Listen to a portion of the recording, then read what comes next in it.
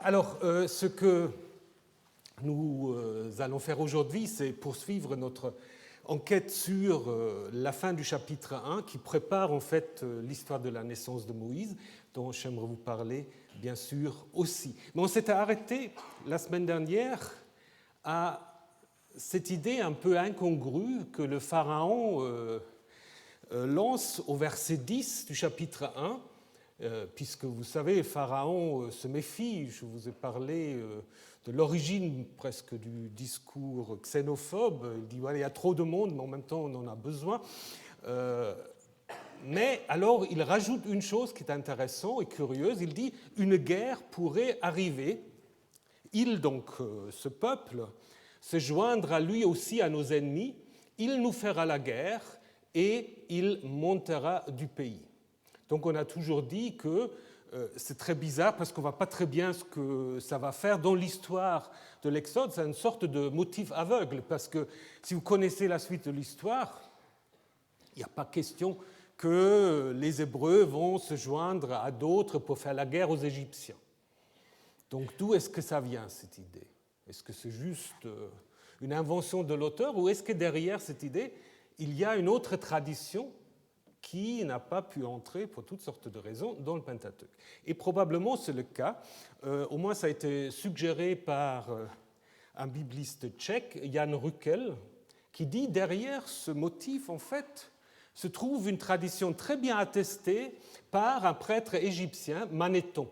Manéthon, je vous ai déjà parlé de ce monsieur, donc un prêtre égyptien écrivant en grec, donc nous sommes déjà à l'époque ptolémaïque, qui en fait, on n'a que des bribes via Flavius Joseph notamment, dans le Contre Appion. Et qu'est-ce qu'il raconte Manéthon? Il raconte en fait que les Hyksos, dont on a aussi déjà parlé, que les fameux Hyksos, qu'il appelle les rois pasteurs, bon, ce n'est pas la bonne étymologie, on a vu que c'est les chefs des pays étrangers, mais qu'il appelle les rois pasteurs, qui étaient expulsés donc d'Avaris vers la Palestine, où eux, et ça c'est intéressant, eux, ils auraient fondé Jérusalem.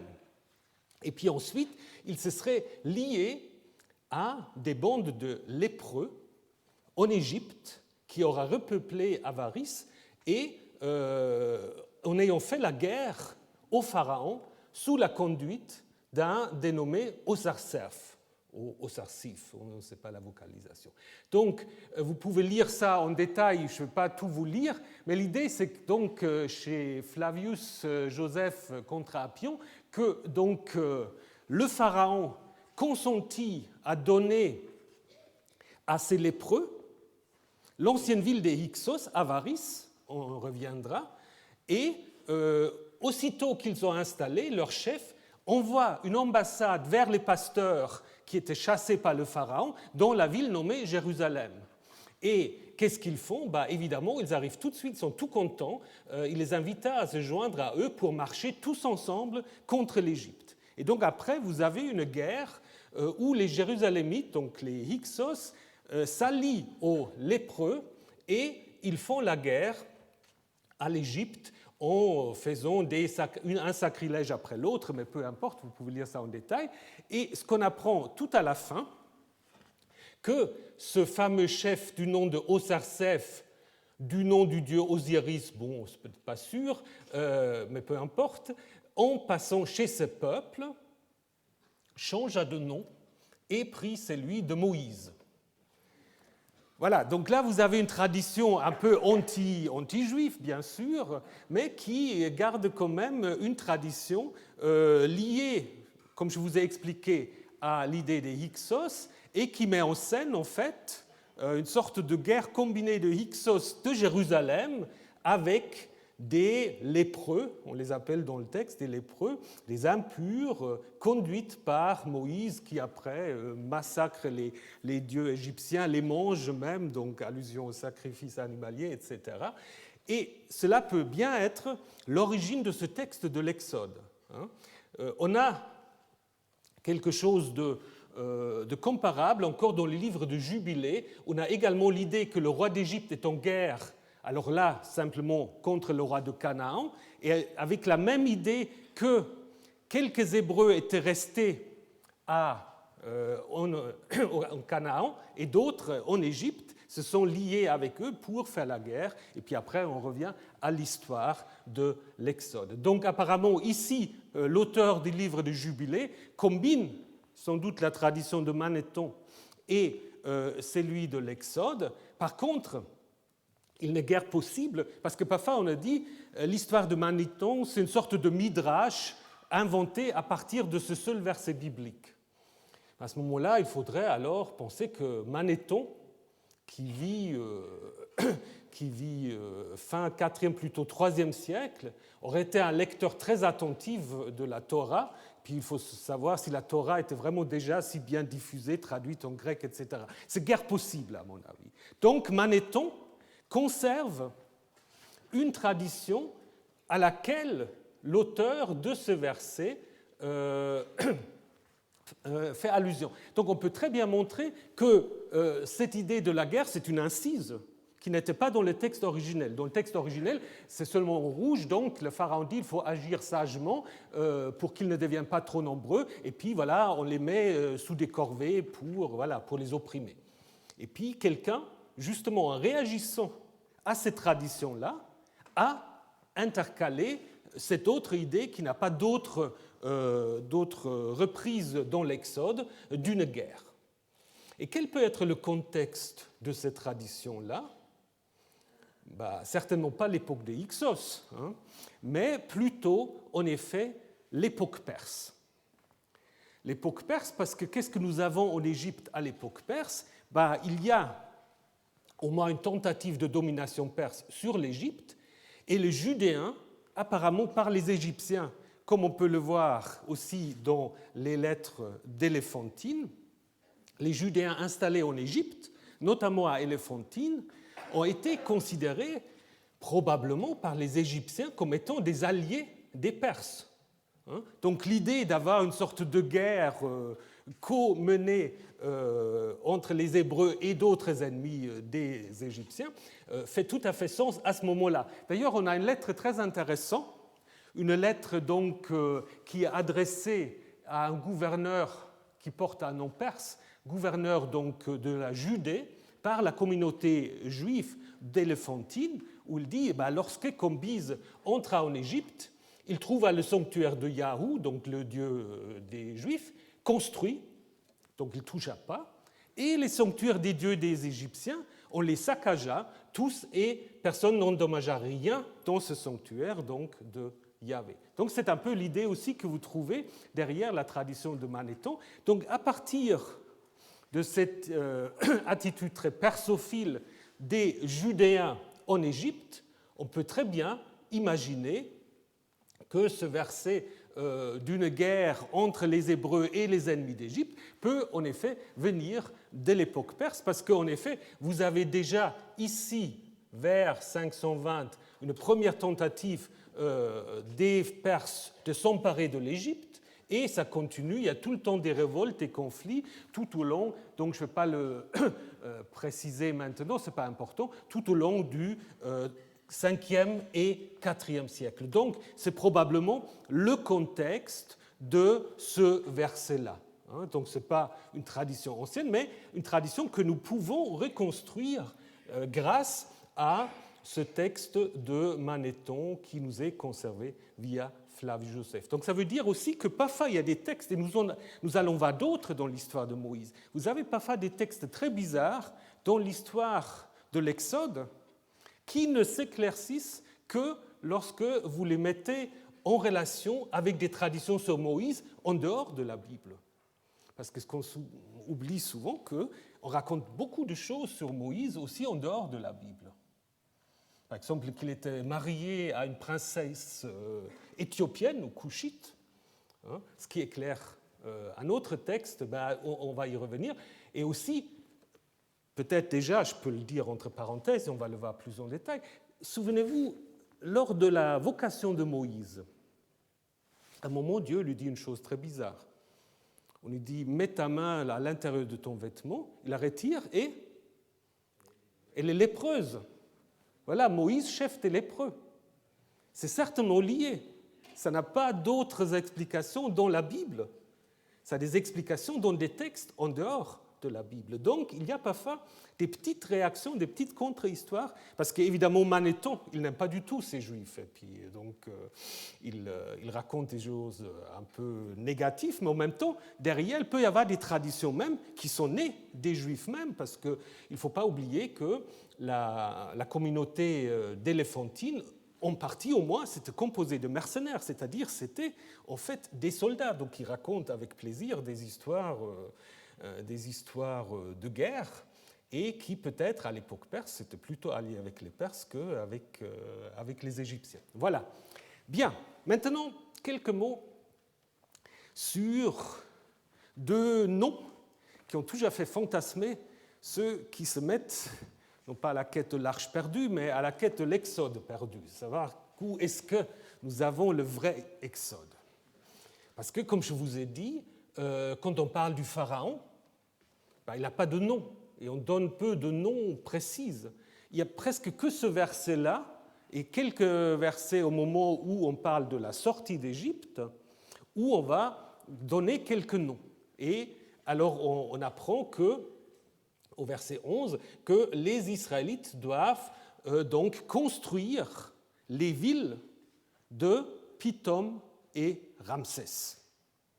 Alors on a dit, mais là, on arrive avec ça, on arrive à dater l'Exode. Malheureusement, pas tellement. Alors, d'abord, Pithom, au niveau de l'étymologie, il n'y a pas de problème. Maison par, et puis le nom de Atum, donc maison du dieu Atum. Mais déjà, la question, c'est où est-ce que ça se trouve exactement. Donc, selon les textes qu'on peut analyser, égyptiens, ça doit être dans le Wadi Tumilat. Voilà. Ici. Mais on a toujours hésité entre deux lieux d'identification. Kitchen avait pensé à Tel el-Retaba, donc le 4, ou Naville déjà avait proposé Tel el-Masrouta, qui est une dizaine, vingtaine plutôt de kilomètres à l'est. C'est probablement Tel el-Masrouta, qui était un village à l'époque de Hyksos, ensuite totalement abandonné, et devient en fait une ville seulement au 7e siècle avant notre ère, donc à l'époque saïde, où on trouve un grand temple d'Atum. Donc du coup, le nom de Pithom vient probablement seulement du 7e siècle. Alors évidemment, pour ceux qui cherchent l'exode, un exode au 7e siècle, ça fait un peu tard. Donc, il est également en fait attesté, donc Pithom, attesté par Hérodote, qui raconte que le pharaon Nécho, justement à cette époque-là, au 7e siècle, a essayé de construire un canal qui devrait aller jusqu'à la mer Rouge, et puis il a dû arrêter, et c'est les Perses qui ont continué à la construire. Mais ce qui est intéressant, là aussi on trouve donc la ville de Pithom en grec, Patumous, donc par Hérodote, donc montrant que c'était tout à fait connu à l'époque où il écrit. Et il dit ce que le pharaon fait pour construire ce canal, c'est qu'il, évidemment, utilise des corvéables, des Égyptiens, mais aussi d'autres. Alors, si vous voulez faire la spéculation, vous pouvez très bien dire, mais peut-être parmi ces corvéables, il y avait aussi des Judéens, parce qu'on sait, la Bible parle de Nécho.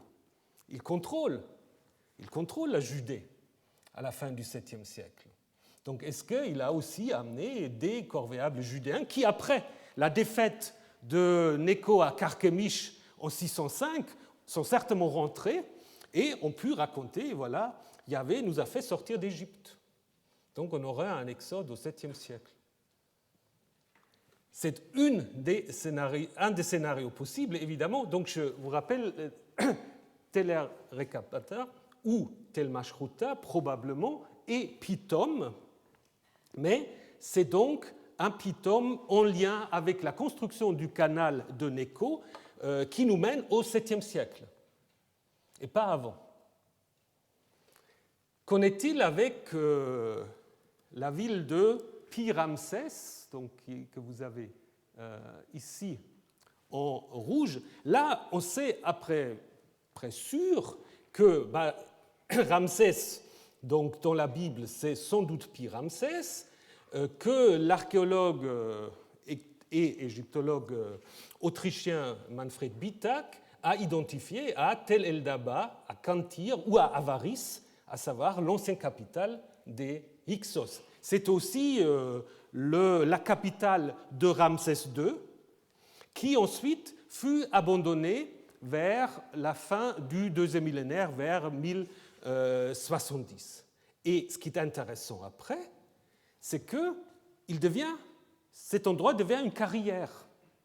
C'est-à-dire on utilise les pierres et des monuments pour les déplacer ailleurs. Donc des monuments qui portent le nom de Ramsès furent installés ailleurs, peut-être même à Pithom, mais certainement à Tanis et à Boubastis, qui en fait deviennent les résidences dites de la troisième période intermédiaire, donc du 9e au 7e siècle. Et c'est probablement à cette époque-là à ces endroits-là, que pense l'auteur biblique. Il ne pense peut-être même pas à Pi-Ramsès, il pense peut-être à Tanis ou à Boubastis. Donc vous voyez que ces deux noms ne nous mènent pas forcément à un exode à la fin du deuxième millénaire. Au contraire, on est de nouveau aux alentours du 8e, 7e siècle. Et c'est justement l'époque où il y a des expériences des Judéens avec la corvée. On n'a pas fait penser que les noms qui sont utilisés pour décrire les corvées, Mas, Sével ou les villes d'entrepôt, et ville entrepôt entre parenthèses, ça va très bien pour Ramsès au moment où Ramsès devient une carrière, ville entrepôt, n'est-ce pas? Donc on laisse les choses et puis on les déplace. Donc tous ces termes se trouvent aussi dans l'histoire de Salomon, où on raconte que Salomon soumet son propre peuple aux corvées. Alors est-ce que c'est une critique de Salomon? Ça, on l'avait dit quand on voulait dater ces textes à l'époque du Yaviste. Mais il faut regarder, ces textes se trouvent un peu ailleurs aussi dans la Bible. Ils ne sont pas seulement au contraire, on parle aussi des corvées, des Assyriens, etc. D'autant plus que la plupart de ces expressions sont d'origine akkadienne. Donc les villes d'entrepôt, le terme mas, le terme de sevel, travail forcé, tout cela vient de l'akkadien, donc de l'assyrien, si vous voulez. Et, comme nous le savons, Juda, au 8e, 7e siècle, était aussi sous domination assyrienne. Donc, du coup, on peut se poser la question si derrière ce texte ne se trouve pas plutôt une sorte de réflexion ou de reflet de l'expérience des corvées, mais à une époque bien plus récente que celle de l'Exode. D'ailleurs, on a parfois aussi encore cité un sceau du 7e siècle où on a un Judéen, un fils de Mattathiaou, sur les corvées, mais selon mes renseignements que j'ai pris auprès Benjamin Sass, le grand spécialiste, c'est un faux, donc je ne vous le montre pas. Mais si vous le lisez, alors ça c'est un grand problème. Beaucoup des sceaux, en fait, c'est des faux. Ouais. Parce qu'on peut faire beaucoup d'argent. Il faut bien savoir faire. Il faut produire un sceau qui n'est pas trop proche de la Bible, parce que ça, c'est suspect quand c'est trop proche. Mais il faut qu'il y ait un nom yaviste ou quelque chose comme ça. Ou Mas, là, on a Mas, le terme des corvées. Et puis, du coup, ça apparaît tout d'un coup sur le marché. Les gens l'achètent très cher, parfois même les musées, et tout d'un coup, on se rend compte que c'est des faux. Il y a probablement beaucoup plus de faux, surtout dans l'art, qu'est-ce qu'il faut dire, dans la glyptique, dans les sceaux, dans les petites inscriptions, il y a certainement beaucoup plus de faux qu'on veut le croire. Et puis donc ça rend évidemment les choses toujours un peu compliquées. Bon, il y a là aussi les minimalistes et les maximalistes, mais je pense là il faut être prudent. Monsieur Sass dit maintenant il ne considère plus aucun sceau ou autre document s'il ne sait pas la provenance. Il dit tout ce qui n'a pas une provenance claire, il le considère d'abord comme peu fiable. Alors évidemment, certains disent que c'est exagéré parce qu'il peut y avoir des fouilles sauvages et des fouilles clandestines, on sait très bien. Hein, mais voilà. Donc, même si on n'a pas ce sceau, il y a quand même suffisamment d'indications qui nous indiquent qu'en effet, au 8e, 7e siècle, l'expérience des corvées n'était pas quelque chose qui était inconnu pour les Judéens auxquels on raconte l'histoire de l'Exode. Alors, ça peut être des corvées assyriens, mais peut-être aussi les corvées égyptiens, comme on l'a vu avec le pharaon Nécho. Ça peut être les deux. Hein. Donc, ça nous confirme de nouveau dans l'idée que la première mise par écrit de l'histoire de l'Exode nous mène vers le 7e siècle. Puis nous allons voir, plus qu'on avance, plus on va trouver d'autres arguments. Donc, je deviens de plus en plus confident en fait, pour cette datation-là, sous le règne de Josias, de la première version écrite. Alors après, il y a toujours, comme je vous ai dit, il y a toujours des mémoires qui peuvent être beaucoup plus anciens. Hein. Ça, c'est sûr, on l'a vu sur les Hyksos, etc. Mais ces mémoires, ils sont toujours transmis aussi par des textes très récents. Manéthon, Akhenaton, on le connaît grâce à Manéthon en partie. Les Hyksos aussi. Et donc, c'est des textes du 4e, 3e siècle avant notre ère. Donc là, vous voyez, quand on dit c'est très, très ancien, oui, si on suit les chronologies proposées par Manéthon et les autres, si on a les textes, ce n'est pas si ancien que cela. Donc ça, c'est toujours un peu notre problème. Mais maintenant, venons à un texte qui n'est certainement pas ancien, mais qui va nous changer totalement. Donc jusqu'à maintenant, et là c'est vraiment un texte, comme nous allons le voir, qui est écrit pour préparer, introduire l'histoire de la naissance de Moïse. Jusqu'à maintenant, on était dans cette confrontation Pharaon, le peuple. Pharaon, les Égyptiens, le peuple. Donc tout est un peu anonyme. Et tout d'un coup, ça change totalement, ça devient presque une sorte de farce burlesque. Le pharaon, le grand roi d'Égypte, adresse directement la parole à deux sages-femmes qui en plus sont considérées comme impures parce que ce n'est pas des personnes fréquentables en Égypte, donc les sages-femmes, comme ils ont affaire avec la naissance, donc les naissances sont représentées en Égypte seulement quand il s'agit des naissances divines ou royales, mais pas des naissances normales, considérées comme impures, parce qu'il y a du sang, il y a toutes sortes de choses. Et donc ce pharaon parle avec eux en leur disant, vous allez en effet faire tuer, on a déjà traduit les textes, vous allez tuer tous les nouveau-nés des Hébreux masculins. Et vous vous souvenez, les sages-femmes ne le font pas. Hein, ils s'opposent au pharaon. Donc un texte qui est assez bien construit, donc l'ordre du pharaon, vous le ferez mourir, si c'est un garçon, si c'est une fille, elle vivra. Hein, et à la fin, ça recommence avec ce nouveau ordre. Maintenant, tout fils qui est né dans le Nil, vous le jetterez. Au milieu, c'est justement la vie qui est rendue possible grâce aux sages-femmes, n'est-ce pas ? Le pharaon leur dit, mais pourquoi avez-vous laissé vivre ces Hébreux ? Et la réponse des sages-femmes, ce sont des bêtes, chayot. Mais chaya, c'est aussi la vie. Donc, par leur réponse même, ils soulignent que voilà, c'est la vie qu'il faut en effet protéger et encadrer ce centre par l'idée de la crainte de Dieu. C'est pour la première fois dans l'Exode qu'on va parler de Dieu.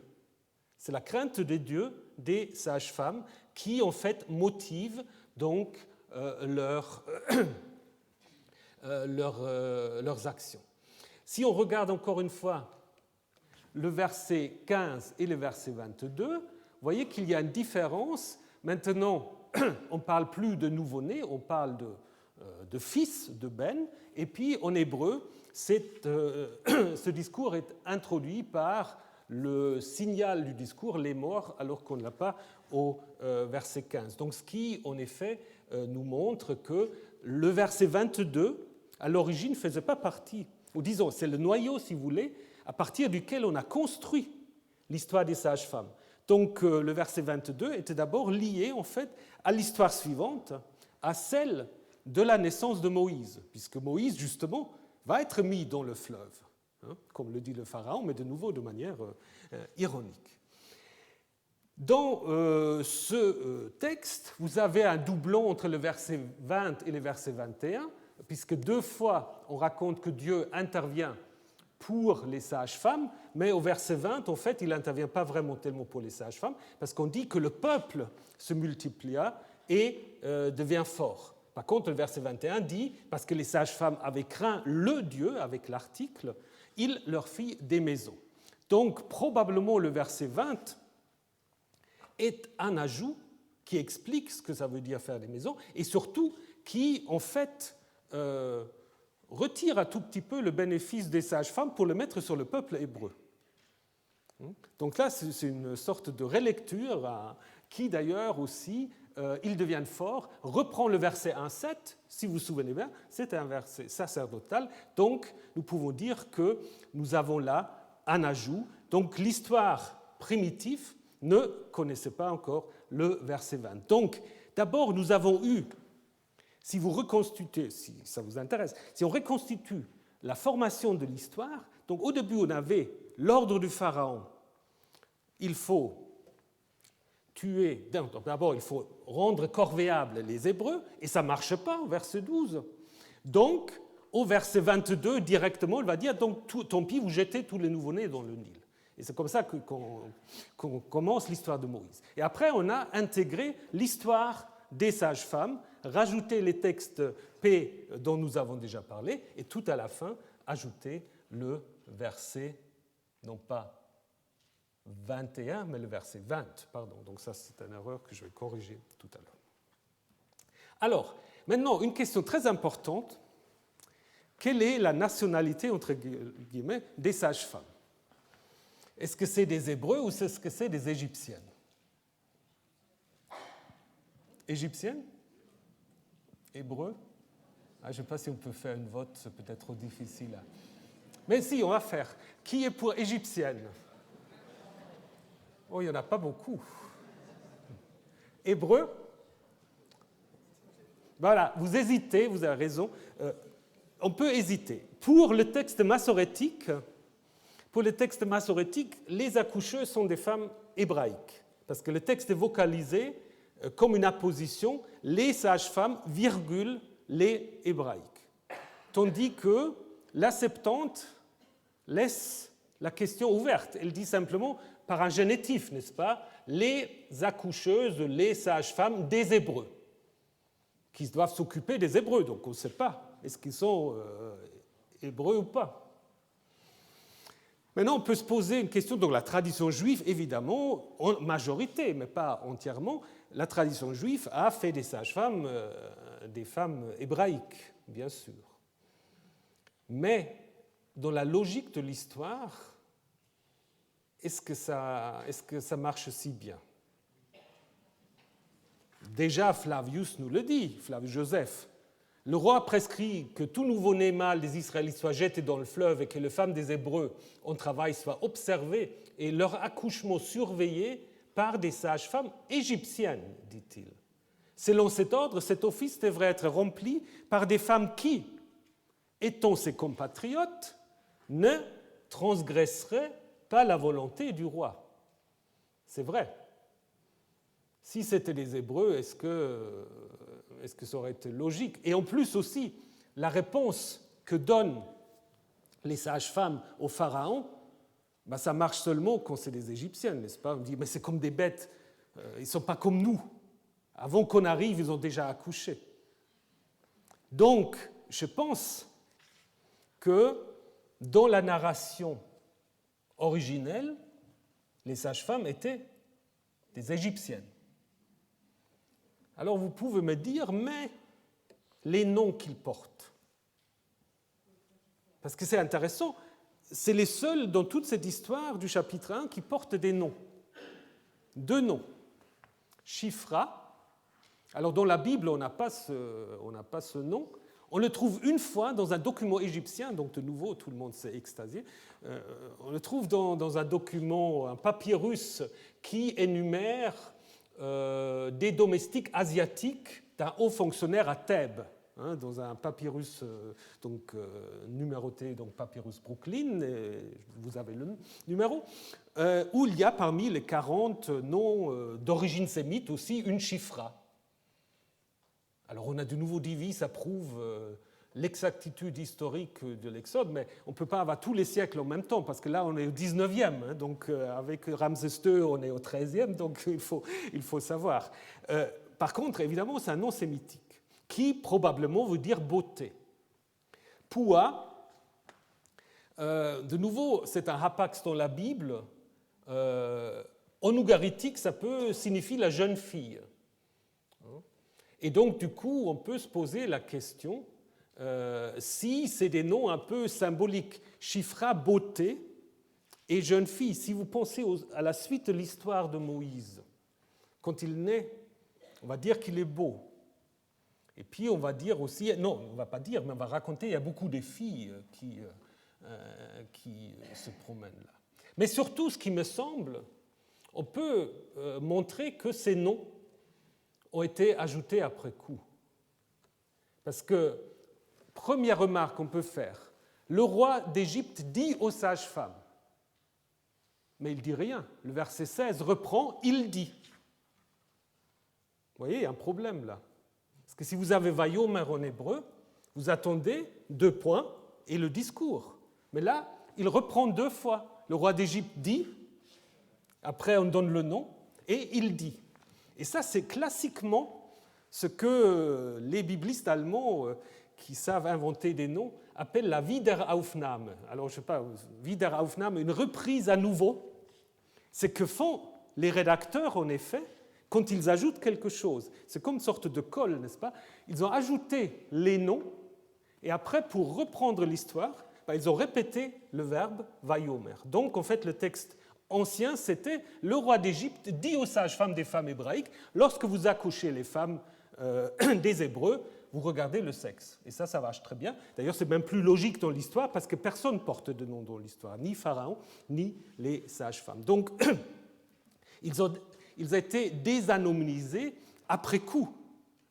Après coup, pour suggérer sans doute une identité hébraïque des sages-femmes, comme on va le voir aussi avec l'ajout de la sœur de Moïse en Exode 2. Donc il y a une sorte de retouche un peu nationaliste de cette histoire, mais qui, à l'origine, assez clairement, en fait, concernait des sages-femmes égyptiennes.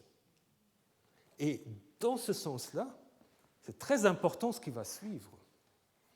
Parce que la motivation pour ces sages-femmes d'agir comme elles agissent, c'est la crainte de Dieu.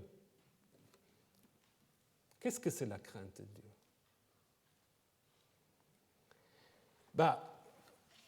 Vous savez, plus tard, si vous lisez le Nouveau Testament ou d'autres textes de cette époque-là, il y a des craignants Dieu. C'est quoi des craignants Dieu? Ce sont des païens, entre guillemets, des non-juifs qui vénèrent néanmoins ou qui s'intéressent au Dieu d'Israël. Et donc, les sages-femmes, c'est des prototypes des païens qui se soumettent au vrai Dieu.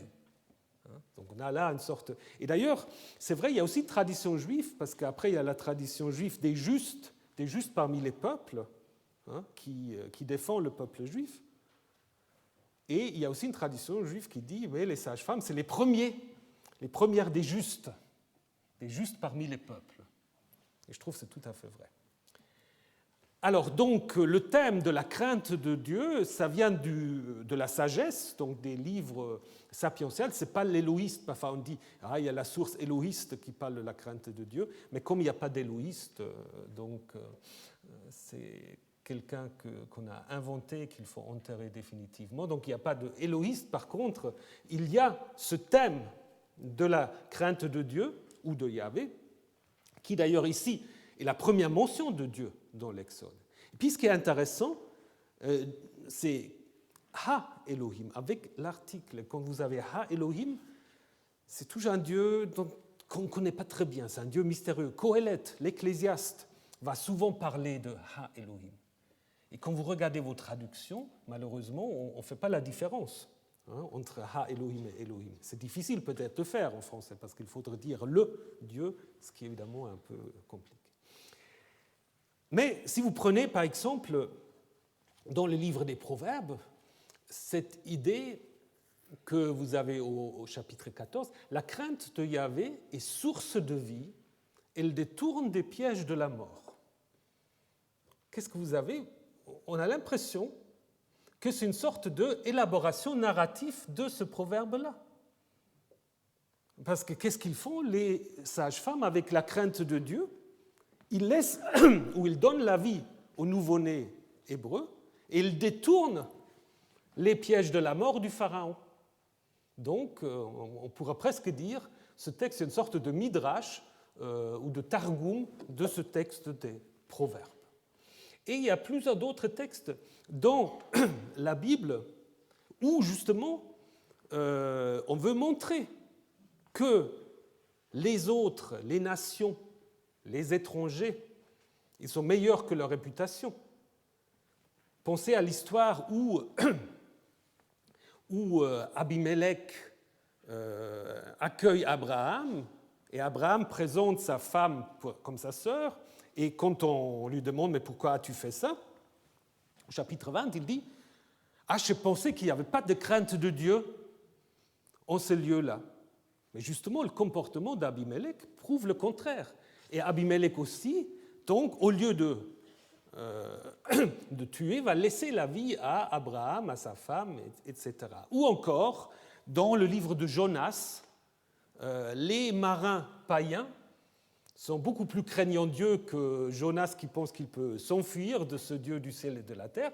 Et on va dire, les marins, ils craignèrent. Eux, ils avaient la crainte. Et ils ne veulent justement pas s'en prendre à Jonas. Donc ces textes-là, probablement, viennent, c'est des textes tous de la fin du 4e, 3e siècle de notre ère. C'est des textes qui viennent du milieu de la diaspora et qui veulent justement montrer, insister sur le fait que la crainte de Dieu existe aussi chez les autres peuples. Et donc là, vous avez en effet une sorte de relecture peut-être d'une interprétation trop nationaliste de l'Exode, n'est-ce pas? Parce que quand vous avez des récits de fondation, c'est toujours pour dire nous sommes les meilleurs, n'est-ce pas? Notre Dieu nous a fait sortir d'Égypte, notre Dieu nous a donné le pays dans les livres de conquête de Josué, pardon. Et qu'est-ce que vous avez dans les deux cas? Il y a toujours des femmes, mais des femmes de l'autre peuple qui interviennent et qui ne rendent les choses possibles. Si les sages-femmes n'étaient pas là, voilà, les nouveau-nés ont été massacrés. Et puis, dans le livre de Josué, vous avez quelque chose de comparable, puisque là, vous avez la prostituée Rahab qui accueille les espions envoyés par Josué. Donc, il y a une sorte de relecture via les femmes des histoires de fondation qui ont toujours, jusqu'à aujourd'hui, des histoires de fondation, on peut toujours les prendre de manière trop triomphaliste, trop nationaliste. Et là, il y a une sorte de relecture en montrant que c'est en effet les sages-femmes égyptiennes qui ont en effet rendu possible la vie. Donc, il y a évidemment une sorte de vraie sagesse, puisque c'est par la ruse qu'ils sauvent la vie des nouveau-nés, mais aussi leur propre vie, n'est-ce pas? Parce que le pharaon peut comprendre ces des bêtes comme s'ils étaient du côté du pharaon. Et celui qui est vraiment bête dans l'histoire, c'est le pharaon qui ne comprend vraiment pas grand-chose. Et puis quand ils disent en effet qu'avant qu'on arrive, ils ont déjà accouché, il y a aussi presque quelque chose d'eschatologique, parce qu'évidemment, dans l'Antiquité, l'accouchement, c'est quelque chose pour les femmes très difficile, dangereux, même mortel. Pensez à ce qui est dit à Ève au chapitre 3 de la Genèse, n'est-ce pas? Donc, donner vie est quelque chose où on peut perdre sa propre vie. Et là, on dit, mais ils accouchent tellement vite. Comme le dit ce texte prophétique, avant d'être en travail, elle a accouché, avant que les douleurs ne lui viennent, elle a donné le jour à un fils. Mais ça, c'est eschatologique. En Ésaïe 66, c'est voilà, quand arrivera vraiment le temps du salut que ça se fera. Hein? Par contre, voilà, ils annoncent déjà quelque chose de quasi eschatologique et voilà, ils sont récompensés par des maisons. Normalement, c'est des hommes qui sont à l'origine des maisons. Hein? Ici, c'est des femmes. Et surtout, comme je vous ai dit, en Égypte, les sages-femmes furent apparemment quand même considérées comme étant des impures. Donc, est-ce que, bon, là, il faudrait que je me renseigne encore, je n'ai rien trouvé encore du statut des sages-femmes vraiment très clair en Égypte. Qu'est-ce qu'ils savent, les égyptologues? Je ne sais pas très bien. Est-ce qu'ils pouvaient se marier ou non? Quel était leur statut? Mais ces sages-femmes, en fait, ici, deviennent fondatrices des maisons. Il y a un seul texte dans la Bible qui dit ça pour les femmes, c'est dans le livre de Ruth, qui est justement une histoire de femmes. Et on voit quand même que dans les textes du 5e, 4e siècle, les femmes sortent un peu de l'ombre. Les femmes deviennent importantes. Esther, Ruth, hein, et dans le livre de Ruth, on va trouver que Yahvé rend la femme qui entre dans ta maison comme Rachel donc, et comme Léa, qui ont bâti, elles deux, la maison d'Israël. Normalement, c'est Jacob. C'est jamais Rachel et Léa. Mais là, justement, on va retourner les choses un peu comme on le fait ici pour les sages-femmes d'Égypte. Par contre, le pharaon est totalement hors de lui, il ne sait plus se contrôler puisqu'il dit « jetez tous les enfants dans le Nil ». Il ne précise pas les enfants des Hébreux. Et du coup, il devient un peu prophète contre son propre gré puisque là, il fait déjà d'une certaine manière allusion à la noyade de l'armée égyptienne dans le Nil ou à la mort des nouveau-nés égyptiens, puisque ça va être la dernière des plaies dont nous allons parler. Donc c'est, comme je vous ai dit, l'introduction à l'histoire de la naissance de Moïse dont je vais vous parler, et on va voir aussi l'importance des femmes, ça va encore s'accroître dans le chapitre suivant.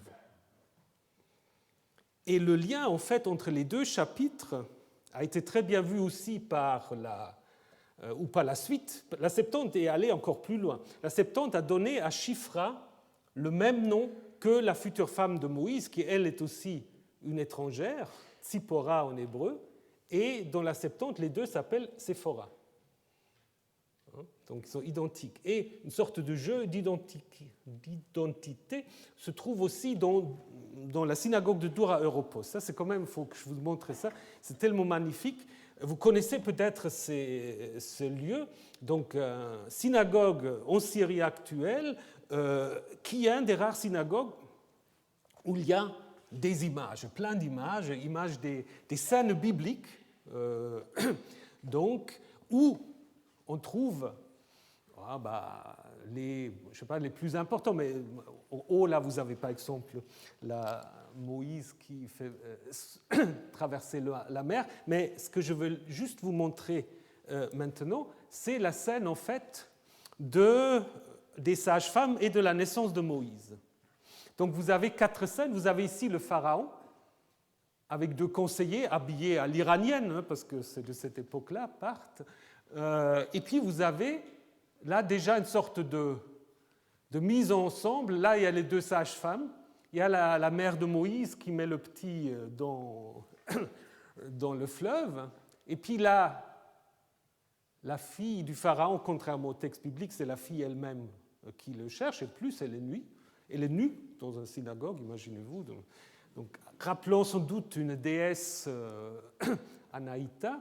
Mais ce qui est plus intéressant, donc là, vous avez les servantes de la fille du pharaon, et puis là, donc la mère et la sœur de Moïse. Et quand vous regardez en fait les deux sages-femmes ici et la sœur et la mère de Moïse, qu'est-ce que vous remarquez? Ils sont identiques, au moins ils portent les mêmes vêtements. Ils portent le même vêtement. Donc en fait, on a identifié les deux sages-femmes à la sœur et à la mère de Moïse pour montrer le lien très fort qui existe en fait entre ces deux récits. Et comme je vous ai dit, c'est en effet l'introduction à la naissance de Moïse qui, elle, est une légende importée qui reprend, alors la légende, on va le voir, mais d'abord on va regarder le texte qui reprend beaucoup de choses, mais qui surtout montre l'importance des femmes. Un homme de la maison de Lévi s'en alla et prit une certaine fille de Lévi. C'est très curieux, parce que littéralement, c'est la fille de Lévi,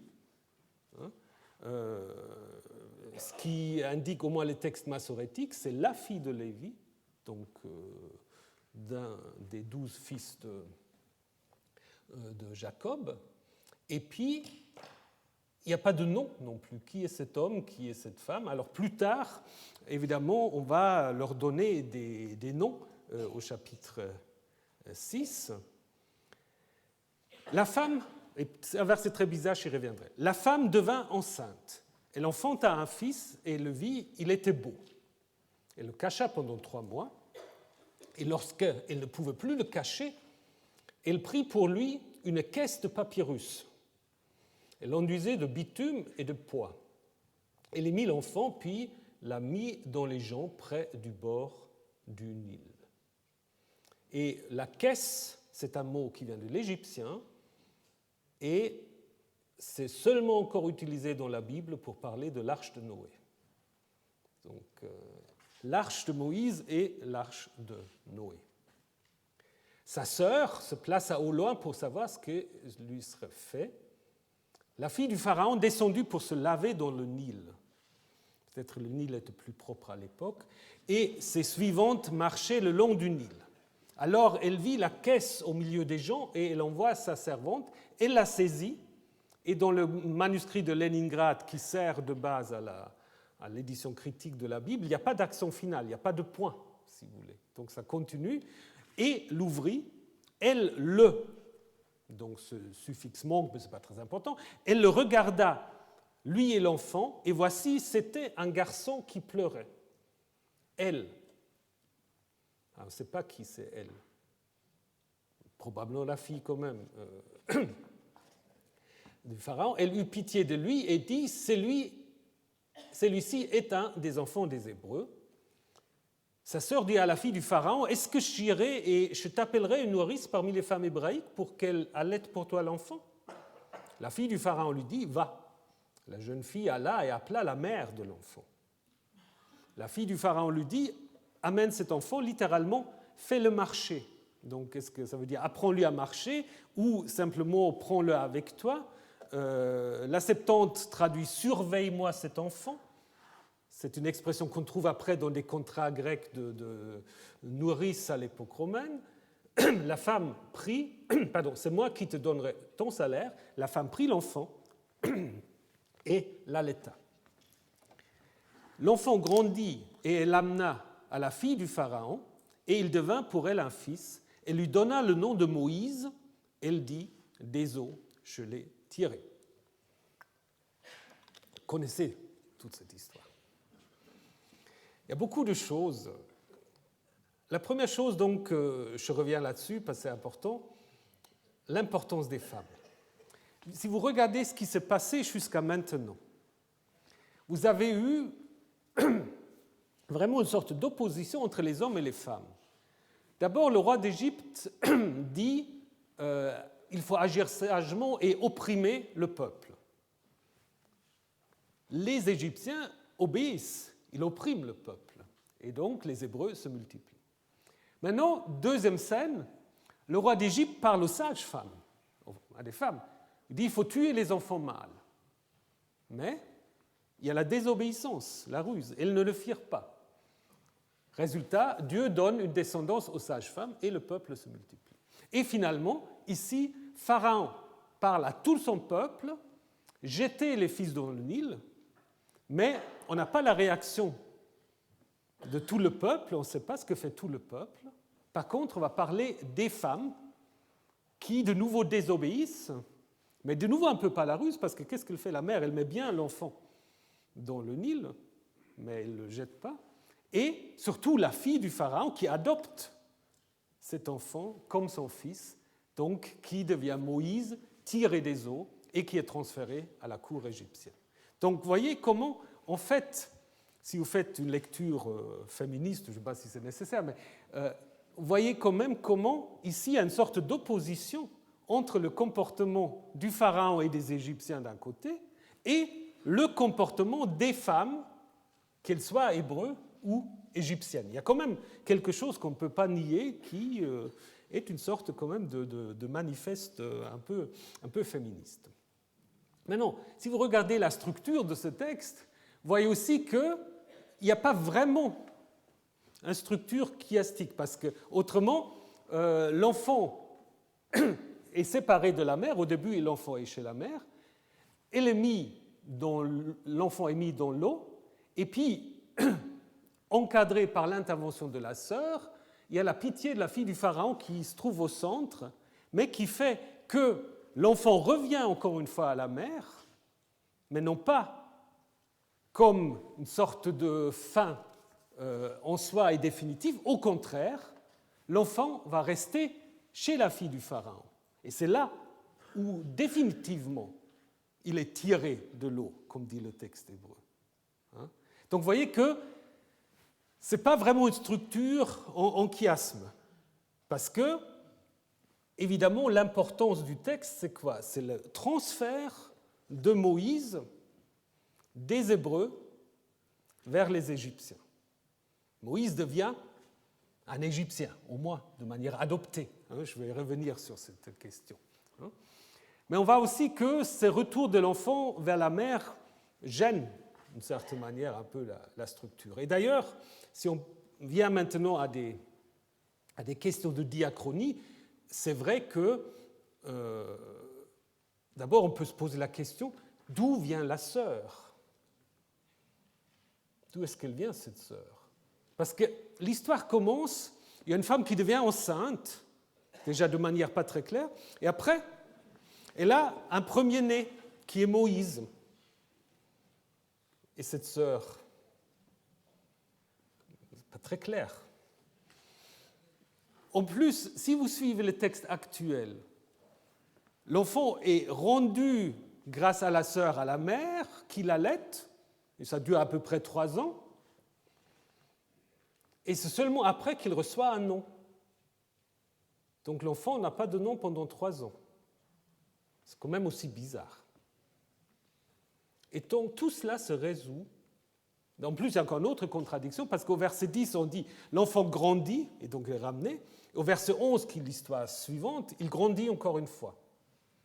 Il grandit beaucoup, c'est possible, mais là, il y a aussi un peu une contradiction. Donc, la solution la plus élégante et la plus simple, c'est de dire que la fille et le retour vers la mère, c'est un ajout. C'est un ajout à l'histoire primitive. Et vous pouvez très bien lire l'histoire, je vous laisse lire. Lisez cette histoire comme ça, il n'y a pas besoin ni de sœur, ni de retour à la mère. C'est-à-dire, le fils est mis dans les gens, la fille du pharaon le prend, et elle eut pitié de lui, et il devient pour elle un fils, il l'adopte, et elle lui donne le nom, au moins elle reçoit un nom tout de suite, il lui donne le nom de Moïse, et c'est beaucoup plus simple. Donc, c'est ça l'histoire ancienne. Pourquoi est-ce qu'on a ajouté la sœur et la mère? Parce que dans le texte ancien, toute l'initiative, en fait, vient de la fille du pharaon. Et puis, on peut avoir l'impression que la mère a un peu abandonné son fils quand même. Donc, on va dire non, elle n'a pas vraiment abandonné. Et puis, il revient chez les Juifs, parce qu'il est quand même allaité par sa propre mère.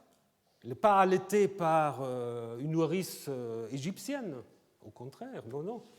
Donc, de nouveau, comme avec le nom des sages-femmes, il y a une sorte de relecture, un peu, qu'est-ce qu'il faut dire, plus nationale, où on veut montrer quand même que Moïse est autant hébreu que égyptien, hein, et qu'il ne faut pas se tromper, mais en même temps, il n'y a pas non plus une sorte d'opposition, parce que la relation entre la sœur de Moïse et la mère et les femmes, disons la fille du Pharaon et ses servantes, est très, très pacifique. Ils discutent d'égal à égal, sans problème, hein, mais vous avez vu que ça, comment dire, ça introduit un peu des complications logiques dans l'histoire. Donc l'histoire ancienne, c'est Moïse mis dans l'eau, repêché par la fille du Pharaon et adopté comme Moïse, prince égyptien. Et évidemment, derrière cette histoire, vous avez un thème que vous connaissez tous, c'est le thème de l'exposition des enfants. C'est un thème folklorique très, très, très courant, hein. Les enfants sont abandonnés et miraculeusement sauvés, souvent en carrière magnifique, pour toute cette raison, pour la famille ou pour une sorte de vœu irréfléchi, toutes sortes de choses. Pensez à Romulus et Rémus, à Héraclès, à beaucoup de choses. Donc là, vous avez Romulus et Rémus, mais dans une présentation un peu chrétienne. Et donc, c'est certainement ce motif-là qui se trouve derrière Exode 2. Et c'est pour cela que je vous ai dit, c'est une histoire importée. Elle est importée d'où ? Elle peut être importée de beaucoup d'endroits, mais moi je vous donne d'abord ce que je préfère, et après il y a deux autres possibilités. Je pense qu'elle est importée d'Assyrie. Vous connaissez la légende de Sargon ? Si vous ne la connaissez pas, voilà. Sargon, donc c'est écrit à la première personne. Sargon, le roi puissant, le roi d'Akkad, je le suis. Ma mère était une prêtresse. Mon père, je ne le connaissais pas.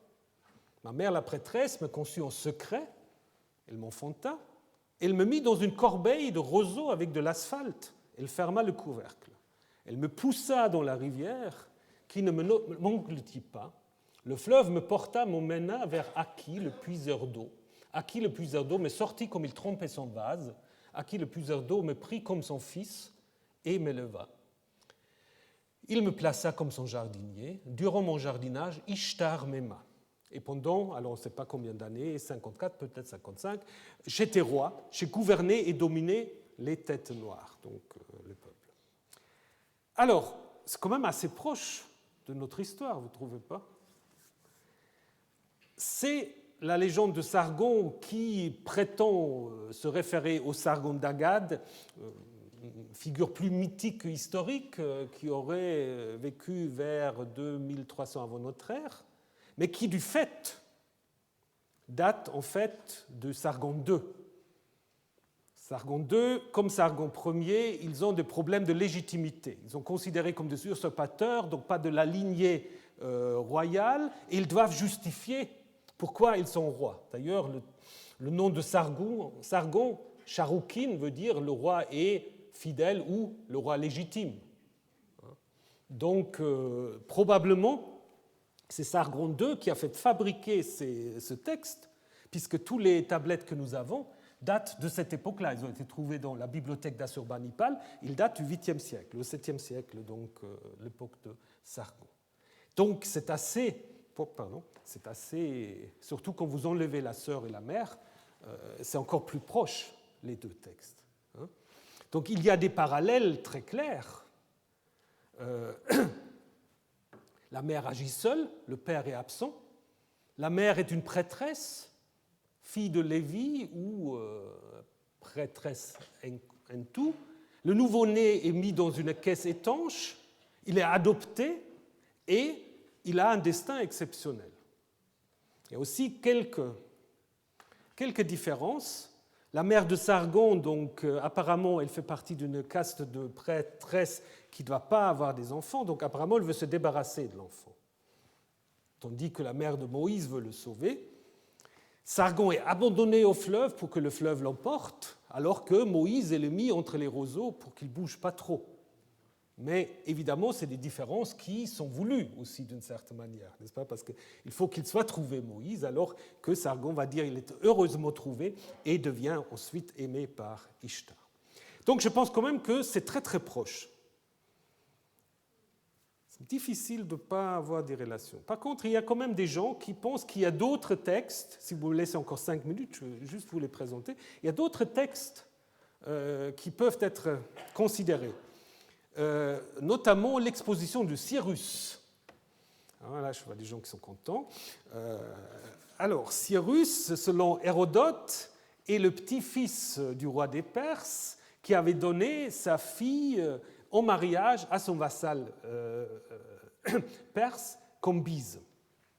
Et puis il a un rêve, comme dans Hérode dans la Bible, qui est probablement calqué là-dessus, il a un rêve que ce fils va lui, en fait, enlever la royauté. Et donc, il veut s'en débarrasser donc, de ce fils. Il a un plan de débarrasser de cet enfant. Donc, lisez ça chez Hérodote. Donc, d'abord, il va, en effet, mander un de ses proches, Harpage, pour lui dire il faut me débarrasser de cet enfant, fais-le mourir.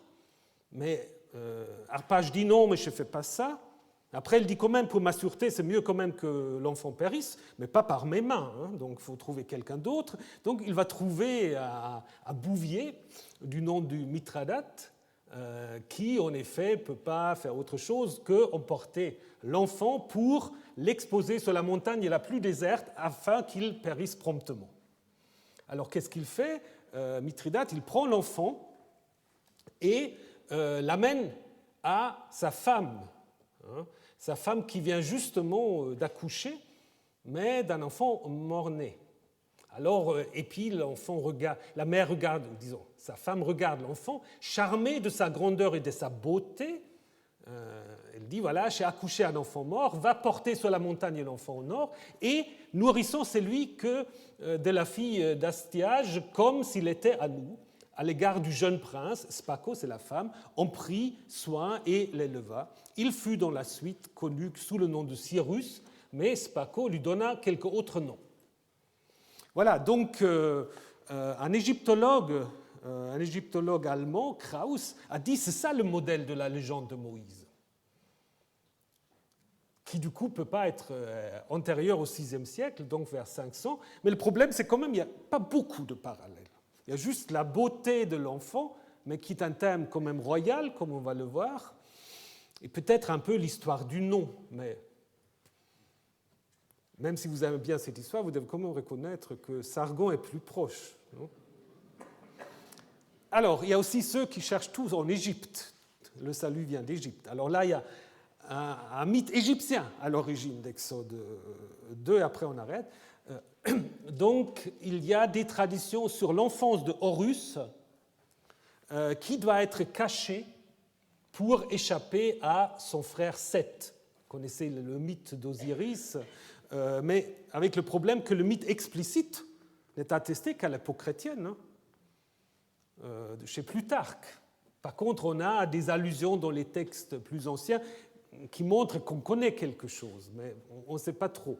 Ce qu'on a de manière plus précise, c'est un papyrus qui vient, mais de nouveau de l'époque ptoléméenne, où on donne plusieurs versions. Autre version, Seth était allé pour rechercher Horus, encore enfant, alors que sa mère l'avait caché à l'intérieur d'un fourré de papyrus. Autre version, il naviguait dans une barque de papyrus et Isis dit à Thoth, fais-moi voir mon fils qui est caché dans les marais. Donc on a quelques parallèles. Le petit Horus est caché parmi les papyrus, mais c'est à peu près tout. Il y a la question du double nom, parce qu'apparemment il est identifié ou mis très fortement en relation avec Anubis, hein, ce qui arrive apparemment à l'époque tardive, donc on veut identifier ces dieux. Mais il n'y a pas d'exposition. il n'y a pas non plus de transfert de l'enfant d'un endroit à l'autre. Au moins, chez Cyrus, on a encore ça. Mais là, disons, en Égypte, il n'y a pas grand-chose. Donc, pour terminer, disons que c'est la légende de Sargon qui a servi de modèle. Ça, je pense, assez clair. Donc, ça nous permet de nouveau de revenir à notre date du 7e siècle pour la première histoire de Moïse, et on observe une mise en parallèle entre Sargon et Moïse, pour dire en fait notre Moïse, il est aussi important que Sargon, il a un destin royal, Moïse va être construit comme un roi, et il y a dans les deux cas une sorte de double filiation, c'est-à-dire comme Sargon est finalement en fin de compte adopté par Ishta, d'abord par Aki, et puis par Ishta, Moïse va être adopté par la fille du pharaon. Voilà, donc je ferai encore quelques commentaires la semaine prochaine sur la naissance un peu bizarre de Moïse et surtout sur son nom. Et qui se cache derrière ce nom, quelques Moïse historiques, je vous donne une petite panoplie. Et après, on regardera ce que fait Moïse chez les Madianites. C'est aussi très bizarre. Pourquoi va-t-il chez les Madianites? Voilà, bon après-midi.